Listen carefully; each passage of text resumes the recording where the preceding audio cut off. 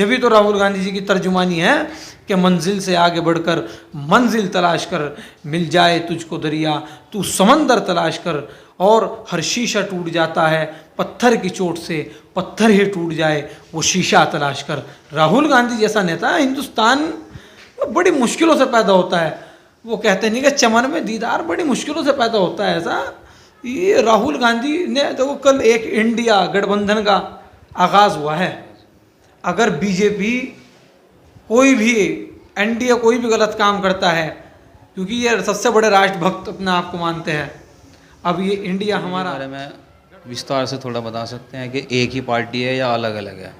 RSS ही तो BJP को चलाती है, क्योंकि जो चीज़ आरएसएस तय करेगी वही चीज़ बीजेपी उसको ऑर्डर फॉलो करेगी। जिस तरह से शासन का आदेश आता है और प्रशासन उसको फॉलो करता है, तो बीजेपी का शासन ही तो है आरएसएस। जो मोहन भागवत जी है, जो आदेश वो ऑर्डर करेंगे वही बीजेपी फॉलो करेगी। और बीजेपी दो मित्रों की पार्टी है, अडानी और अंबानी। गरीबों से इसको कोई मतलब ही नहीं है, तो और क्या हो। स्काई टुडे न्यूज़ और क्योम न्यूज़ से मैं मोहम्मद मोहसिन, और इस वक्त मौजूद हूँ मैं जनपद सहारनपुर में।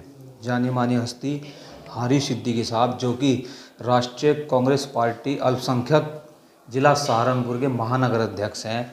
समाज सेवी के रूप में या कांग्रेस पार्टी के रूप में या कोई भी कार्य हो उसमें बढ़ चढ़ हिस्सा लेते हैं और लोगों की मदद करते हैं। हाल ही में अभी जैसे सहारनपुर में डमोला नदी या पावधाई नदी, इस संबंध में बाढ़ आई हुई थी, कुछ घर गिर गए थे और कुछ लोगों की सहायता भी की गई। इस संबंध में हम इनसे जानते हैं, खास मुलाकात में बात करेंगे और पार्टी को लेकर के भी और कुछ मुद्दों को पूछेंगे। दो शब्दों में बात करेंगे इनसे हम हारिस सिद्दीकी साहब से। हारिस सिद्दीकी साहब, चैनल में स्वागत है आपका। बहुत बहुत शुक्रिया। अभी जो हाल ही में मामला हुआ था बाढ़ में, अभी उस बच्चे को 4 लाख रुपए आपकी पार्टी के द्वारा एसडीएम साहब के चेक के रूप में दिया गया, तो उस संबंध में बताएं। परसों हम लोग उसके घर पर गए थे बच्चे के ताज़ियत पेश करने के लिए। हमारे साथ हमारी जिला अध्यक्ष डॉक्टर यास्मीन राव भी थी और प्रदेश महासचिव सोनू पठान साहब और कांग्रेस का पूरा प्रतिनिधि मंडल था, अल्पसंख्यक कांग्रेस का। तो उनके माँ बाप की मांग थी कि हमारी जो है इस बारे में आवाज़ उठाई जाए। उनके पिताजी कह रहे थे बाल वीरता पुरस्कार के लिए, लेकिन जब हम डीएम साहब से मिलने के लिए गए तो उन्होंने हमसे कहा कि आपको आर्थिक मदद दी जाएगी, और उन्होंने हमारी बात को सुना भी। और जिस तरह से जिस प्रकार से उसके बाद तत्पश्चात जैसे ही हमने बात की डीएम साहब से, जब भी एसडीएम साहब का मेरे पास फ़ोन आया कि इसके लिए 4 लाख रुपए पास कर दिए गए हैं, वहाँ पर मैं सबसे पहले ऊपर वाले का शुक्र अदा करना चाहता हूँ कि हमें ज़रिया बनाया एक, और हम लोग वहाँ पर गए तो उसके माँ बाप ने भी बड़ा शुक्रिया अदा किया कांग्रेस पार्टी का, और वहाँ के लोगों ने भी शुक्रिया अदा किया, क्योंकि जब उनके साथ कोई नहीं खड़ा था तो कांग्रेस पार्टी खड़ी थी। तो ये बात है। चलिए, आपका ज़्यादा समय लेते हुए 2 शब्द में पूछेंगे, भारतीय जनता पार्टी के बारे में क्या कहना चाहिए? भारतीय जनता पार्टी लोकतंत्र के अंदर एक लोकतांत्रिक दिशा को पैदा करना चाहती है।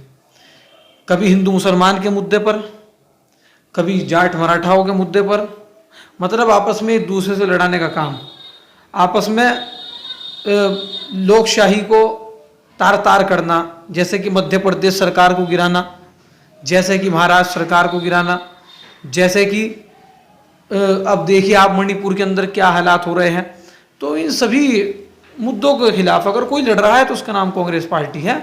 और भारतीय जनता पार्टी राज्य लोकशाही को, लोकतंत्र को जिसके द्वारा ये प्रचार करती है, उसका ही ये दुर्व्यवहार करते हैं।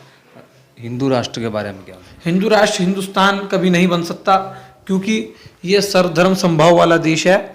यहाँ पर मौलिक कर्तव्य संविधान के और मौलिक अधिकारों के अंदर सबको यहाँ पर खुल कर के त्यौहार बनाने का अधिकार है, खुल कर के रहने का अधिकार है, आज़ादी का अधिकार है। तो ये कभी भी हिंदू राष्ट्र नहीं बन सकता है, क्योंकि ये सर्वधर्म संभाव और सर्वधर्म एकता वाला देश है। ये कभी हिंदू राष्ट्र नहीं बन सकता, क्योंकि जब तक इसके अंदर धर्मनिरपेक्ष शब्द है, इसे कोई माइक लाल हिंदुस्तान नहीं, हिंदू राष्ट्र नहीं बना सकता। और जिस दिन धर्मनिरपेक्ष शब्द हटा दिया इन लोगों ने, तो ये जो बाबा साहेब डॉक्टर भीमराव अम्बेडकर को अपना आइडल मानते हैं, उनके नाम को लेकर के ये लोग चुनाव में आते हैं और चुनाव जीतते हैं, दलितों को ये सर्वे सर्वा बनते हैं, तो ये उस दिन पता लग जाएगा कि हाँ, ये लोग संविधान के खिलाफ है, लोकतंत्र के खिलाफ है, जो बाबा साहेब डॉक्टर भीमराव अम्बेडकर ने हम लोगों को देने का काम किया था। यूसीसी के बारे में क्या कहना चाहते यूसीसी के ऊपर मैं अभी कुछ नहीं बोलूँगा, क्योंकि अभी ड्राफ्ट तैयार नहीं हुआ और अभी तक मेरी पार्टी का कोई स्टैंड क्लियर नहीं हुआ। अगर इनकी नीयत के अंदर खोट हुआ तो इंशाअल्लाह हम लोग पूरा यूसीसी का विरोध करेंगे। और अगर जिस तरह से यूसीसी एक समानता का अधिकार है, सबको समान अधिकार मिलना चाहिए, समान अधिकार के अंदर मुसलमान भी इस देश का प्रधानमंत्री बन सकता है, तो उसमें हम जो है बिल्कुल 100% यूसीसी के अंदर साथ रहेंगे। लेकिन अभी मेरी पार्टी का स्टैंड क्लियर नहीं हुआ, तो इसलिए मैं इसके ऊपर खामोशी तलब करूँगा। संविधान के बारे में? संविधान के बारे में, संविधान हमारे हिंदुस्तान की खूबसूरती है, लोकशाही हमारे हिंदुस्तान की खूबसूरती है, लेकिन उसको भारतीय जनता पार्टी जिस तरह से तार तार करने का काम कर रही है, तो इस तरह से हमारा जो देश का संविधान है वो दूसरे देशों के अंदर भी इसका बहुत गलत मैसेज जाता है कि जब हमारे यहाँ लड़कियों की बलात्कार के अंदर निर्मम हत्या कर दी जाती है, जब एक धर्म को टारगेट किया जाता है आतंकवाद के ऊपर, जब एक धर्म को लेकर के मॉब लिंचिंग की जाती है और उसके ऊपर सरकार कोई आवाज़ नहीं उठाती है, तो उसके ऊपर हमारा लोकतंत्र शर्मसार होता है। और ये किस वजह से होता है? क्योंकि जब सरकारें गलत बैठ जाए राज्य के अंदर और वो फैसले सही नहीं करती है, तो इसी तरीके से लोकतंत्र की धज्जियां उड़ने का काम होता है। आरएसएस और बीजेपी के बारे में विस्तार से थोड़ा बता सकते हैं कि एक ही पार्टी है या अलग अलग है? आरएसएस ही तो बीजेपी को चलाती है, क्योंकि जो चीज़ आरएसएस तय करेगी वही चीज़ बीजेपी उसको ऑर्डर फॉलो करेगी। जिस तरह से शासन का आदेश आता है और प्रशासन उसको फॉलो करता है, तो बीजेपी का शासन ही तो है आरएसएस। जो मोहन भागवत जी है, जो आदेश वो ऑर्डर करेंगे वही बीजेपी फॉलो करेगी। और बीजेपी दो मित्रों की पार्टी है, अडानी और अंबानी। गरीबों से इसको कोई मतलब ही नहीं है, तो और क्या होता। आखिर में राहुल गांधी यंग नेता, उनके बारे में क्या कहना चाहते हैं? राहुल गांधी के बारे में ये कहना चाहूँगा कि राहुल गांधी जी हिंदुस्तान की आवाज़ है, और एक प्रखर आवाज़, जो एक तपस्वी आवाज़ है, एक असल गांधी की विचारधारा वाली आवाज़ है। जब भी तो राहुल गांधी जी की तर्जुमानी है कि मंजिल से आगे बढ़कर मंजिल तलाश कर, मिल जाए तुझको दरिया तू समंदर तलाश कर, और हर शीशा टूट जाता है पत्थर की चोट से, पत्थर ही टूट जाए वो शीशा तलाश कर। राहुल गांधी जैसा नेता हिंदुस्तान बड़ी मुश्किलों से पैदा होता है। वो कहते नहीं कि चमन में दीदार बड़ी मुश्किलों से पैदा होता है, ऐसा ये राहुल गांधी ने तो कल एक इंडिया गठबंधन का आगाज़ हुआ है। अगर बीजेपी कोई भी एनडीए कोई भी गलत काम करता है, क्योंकि ये सबसे बड़े राष्ट्रभक्त अपने आप को मानते हैं, अब ये इंडिया हमारा गठबंधन का नाम है, और जिसे इंडिया पसंद नहीं है, जिसे अपने देश के नाम से गठबंधन पसंद नहीं है, वो पाकिस्तान जा सकता है। क्योंकि आज तक ही हम लोग कहते थे, आज इंडिया के खाते में तो हम लोग हैं। अब जो इंडिया के साथ नहीं है वो कहाँ है, वो कहाँ खड़ा है, ये कहना चाहूँगा मैं, और क्या। और एक आपके चैनल के माध्यम से एक और बात, बड़ा अफसोस हुआ मुझे देख करके, और पता नहीं उस वीडियो के अंदर कितनी सच्चाई है, अभी उसकी जांच की जा रही है। 3 लड़के हिंदू राष्ट्र की बात करते हैं। हम हिंदू राष्ट्र की बात करने को मना नहीं करते, ये लोकतांत्रिक देश है, संवैधानिक देश है। यहाँ पर अगर एक आदमी अपना एक धर्म भी बना रहा है तो उसे पूरी आज़ादी है, उसके ऊपर कोई आवाज़ नहीं उठा सकता है। ये देश की हमारी खूबसूरती है।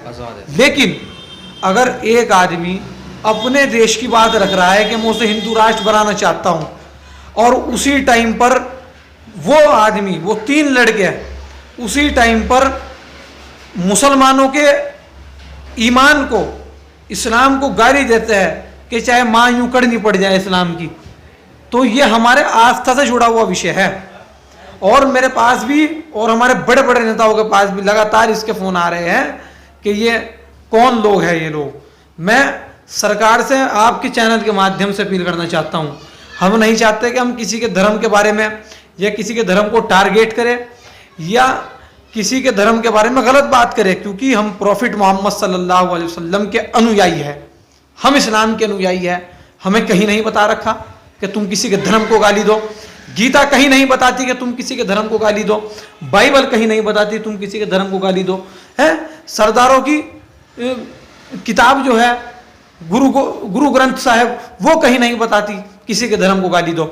असल में आतंकवाद ये है, सबसे बड़ा आतंकवाद है जो किसी के धर्म को गाली दे रहा है, जो किसी के इस्लाम को गाली दे रहा है, जो किसी के ईमान को गाली दे रहा है, क्योंकि वो सबसे बड़ा उसका धर्म का विषय जो उसकी आस्था है वो जुड़ी हुई है। और ये लड़के जो धर्म को टारगेट कर रहे हैं, मैं आपके चैनल के माध्यम से कहना चाहता हूं कि इसे योगी सरकार तक पहुंचाने का काम करें।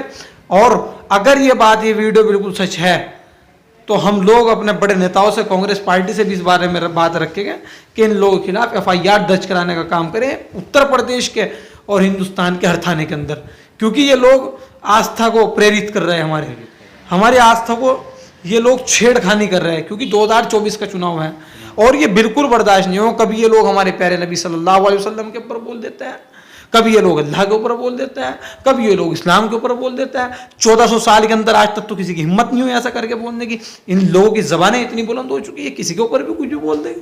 तो ऐसा बर्दाश्त नहीं किया जाएगा, क्योंकि हम इन 3 शब्दों के ऊपर ही बस कोई बंटवारा नहीं कर सकते, क्योंकि हमें अल्लाह, हमारा ईमान और हमारे प्रॉफिट मोहम्मद मुस्तफ़ा सल्लल्लाहु अलैहि वसल्लम और उनकी आल बहुत दिल और जान से भी ज़्यादा अजीज़ है। उनके बारे में कोई कॉम्प्रोमाइज़ नहीं है। बस आप ये ध्यान रखना और इन्हें बता दीजिए कि ये बहुत गलत हो रहा है और इस सरकार के संज्ञान में भी इस बात को डालने का काम करें। तो ये थे हमारे साथ हारिस भाई, जो कि अल्पसंख्यक कांग्रेस पार्टी के महानगर अध्यक्ष हैं जिला सहारनपुर के। बहुत अच्छी बात की और ख़ास मुलाकात में हमने इनसे बात की। आपको इनके विचार कैसे लगे आप हमें कमेंट करके बता सकते हैं। साथ ही साथ हमारे चैनल को लाइक, कमेंट, शेयर, सब्सक्राइब अवश्य करें। स्काई टुडे न्यूज़ और क्योम न्यूज़ से मैं मोहम्मद मोहसिन, जनपद सहारनपुर।